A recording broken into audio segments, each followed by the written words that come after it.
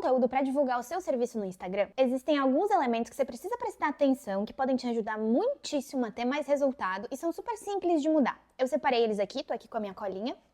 E hoje a gente vai fazer um checklist deles e te ajudar por meio de configurações super simples a ter mais resultado com os seus esforços no Instagram. Porque afinal, se você vende produtos ou serviços, o seu grande objetivo produzindo conteúdo nessas redes é trazer mais clientes, né? Então vamos analisar esses pontos e vamos fazer funcionar de uma forma fácil e prática. Oi, meu nome é Ana Lia, eu sou fundadora da Conteúdo e Tal, especialista em estratégias de marca e tráfego pago.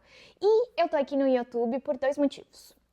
Para compartilhar conhecimento e conversar com pessoas que, assim como eu, produzem conteúdo e se importam em produzir conteúdo para ter uma presença no digital, para ter mais clientes, e também para levantar a bandeira de que a internet é um lugar muito legal, mas que a gente pode fazer com que ele seja mais adaptável, se afastando de algumas coisas, se afastando de algumas práticas. Se você é novo por aqui, tá vendo o vídeo pela primeira vez e ainda não me conhece, eu te peço para se inscrever aqui no canal. A gente tá começando, mas tá produzindo bastante, pensando na qualidade dos conteúdos, principalmente pensando em ajudar quem tá aqui com a gente querendo compartilhar. Então se inscreve aqui no canal, curte o vídeo e ali embaixo na descrição tem mais informações e mais pontos de contato se você quiser acompanhar a gente por outras redes. Hoje eu trouxe aqui alguns pontos pra gente analisar e ver, colocar em prática, fazer com que o Instagram trabalhe um pouco mais pra gente, né? A gente já sabe que o algoritmo tá sempre trabalhando um pouco contra, mas vamos tentar organizar, vamos tentar fazer pequenas mudanças estratégicas e que vão te trazer resultado. Então tá, o primeiro, o nome. Como que tá o seu nome no seu perfil do Instagram hoje? Então, vou dar um exemplo de uma psicóloga, por exemplo, um profissional que vende um serviço, talvez tenha uma clínica, enfim, mas que é uma psicóloga.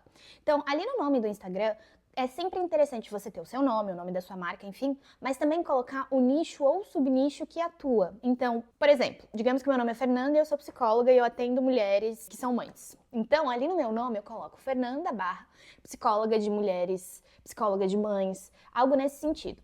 Aí a gente pode pensar, o nicho seria o psicóloga, né? O subnicho seria essa fatia de todo o mercado que você atende.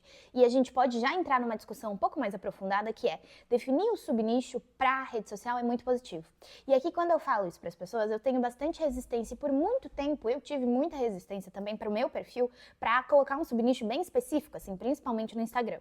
Mas o que acontece é, a gente tem muita produção de conteúdo, a gente tem muita gente na internet, gente boa, gente ruim, gente mais ou menos, mas a gente tem bastante gente. E todas essas pessoas estão competindo pela atenção do seu cliente, sabe?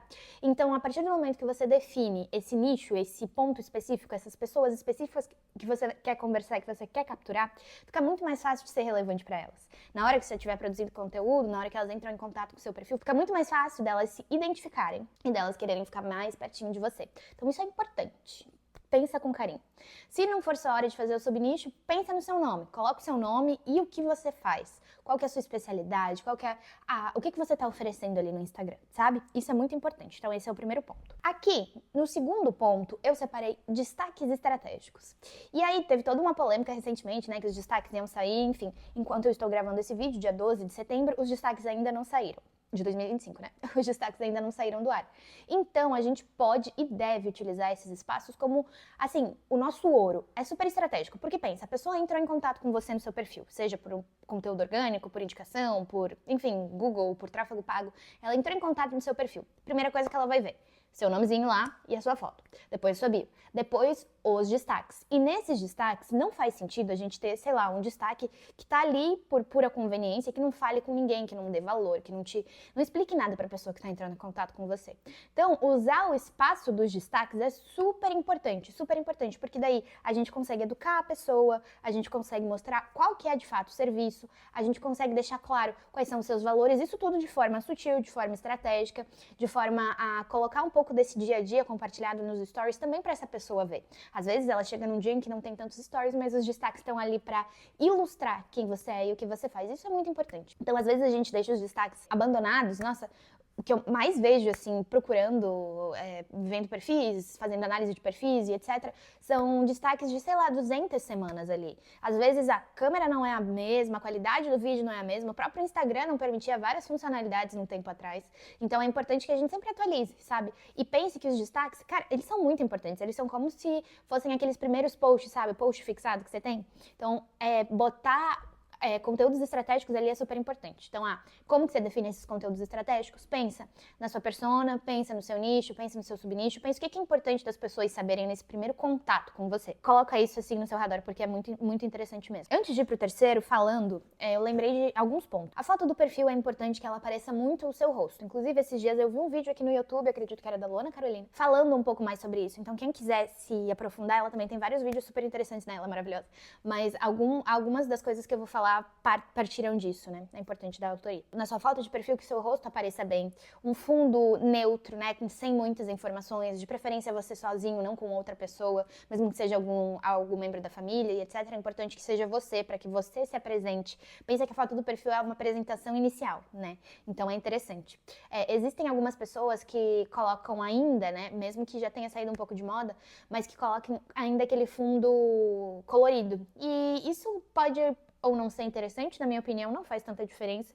E ele já é visto como uma coisa mais clichê, assim, uma coisa mais passada. Então, eu investiria em uma foto de qualidade que mostre o seu rosto, que você esteja amigável e sorrindo, se esse for o seu posicionamento, a não ser que você tenha um posicionamento bem específico, mas que isso faz muito sentido, e um fundo mais limpo, assim, para que dê destaque mesmo para você. A sua bio, a gente podia fazer um vídeo inteiro falando de bio, mas é importante que ela também esteja estratégica, né? Bem organizadinha. Coloca um pouco do que você oferece, da sua especialização, dos seus resultados, mas deixa claro ali, de novo, dá pra fazer um vídeo sobre isso, então não existe uma fórmula mágica de bio, mas deixa um pouco claro do que você acredita, né? O que você tá ali se propondo a falar com as pessoas, qual a sua especialidade, enfim, o que tá ali nesse seu universo, o que a pessoa vai encontrar quando ela entrar no seu perfil. E claro, se vocês quiserem um vídeo só falando sobre bio, vocês podem deixar aqui nos comentários, estou aprendendo a fazer esses merchans de YouTube, mas pode deixar aqui nos comentários que a gente também pode desenvolver um vídeo falando sobre isso.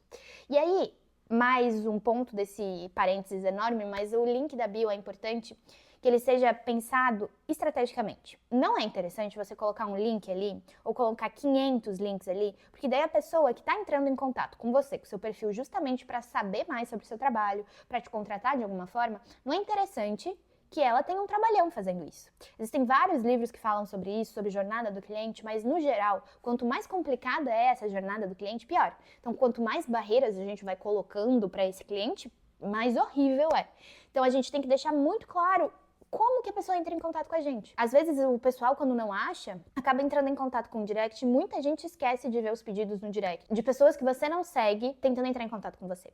Então isso é importante, tá? Deixa sempre um link muito claro, assim, claro, pode ter mais que um, se você tiver mais que um objetivo, mas é legal, é interessante e é importante que você tenha, assim, uma jornada muito rápida e muito clara para o pessoal entrar em contato com você e marcar uma consulta, tá bom? Aqui agora, indo pro nosso terceiro ponto, fixe 2 posts. Quando o Instagram liberou essa função, eu era um pouco cética, não entendia muito bem porque aqui, né? Enfim, não gostava. Mas hoje eu vejo isso como algo extremamente estratégico.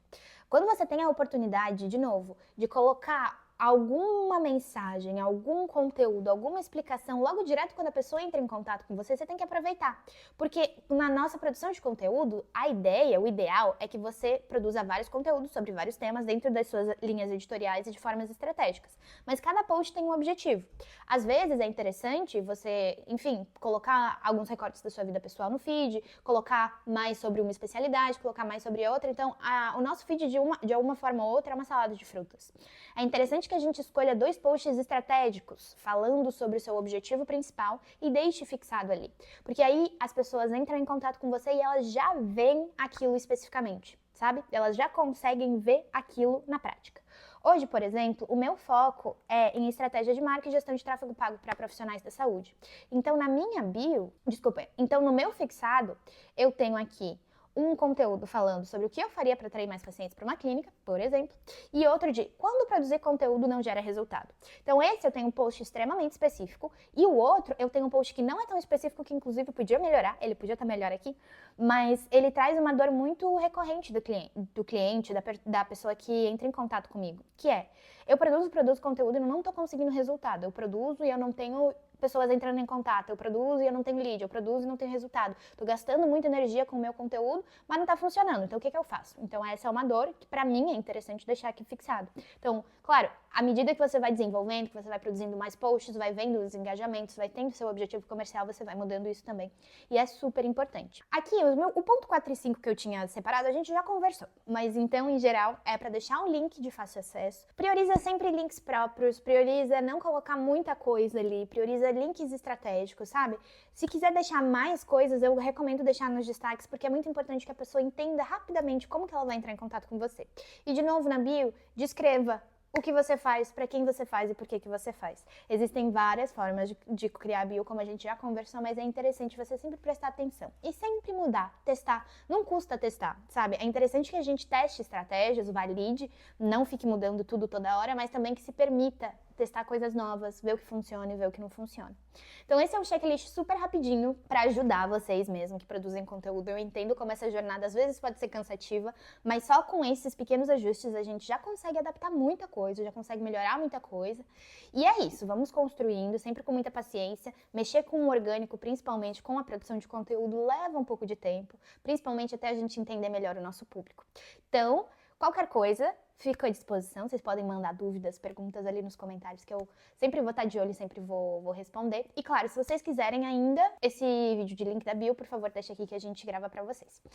Se inscrevam, curtam e é isso. Beijo, obrigada!